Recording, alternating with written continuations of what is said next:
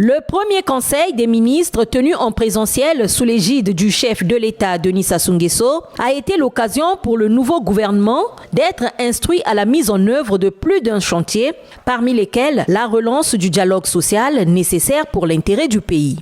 Le règlement de la crise financière que traverse notre pays. À cet égard, il a invité le gouvernement à relancer les discussions avec les créanciers de notre pays et à rétablir au plus vite les grands équilibres macroéconomiques.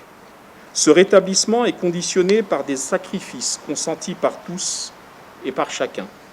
Afin de surmonter les crises sociales traversées par notre pays, le président de la République a exhorté le gouvernement à dialoguer sans cesse avec les représentants des agents et travailleurs concernés, ainsi qu'avec ceux des retraités, afin que les blocages ainsi levés permettent une mobilisation de tous et de chacun pour le redressement de notre nation.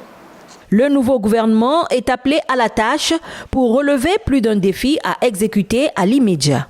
S'appuyant sur son projet de société, il a rappelé qu'il entend voir les autorités relever 3 défis principaux.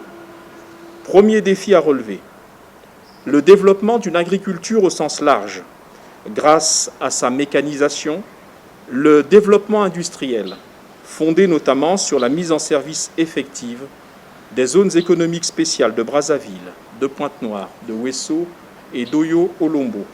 Avec le développement de filières spécialisées, nous pouvons citer la transformation locale de nos produits, dont le bois notamment.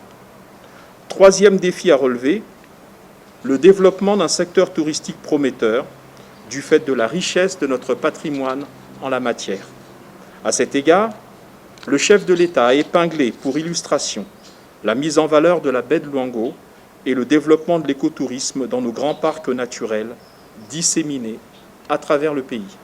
La première réunion du Conseil des ministres a assurément posé des jalons pour permettre au nouveau gouvernement de concrétiser le programme de société du président de la République dans le but de redresser l'économie, rétablir la confiance et endiguer les crises sociales afin de conduire le pays vers le développement.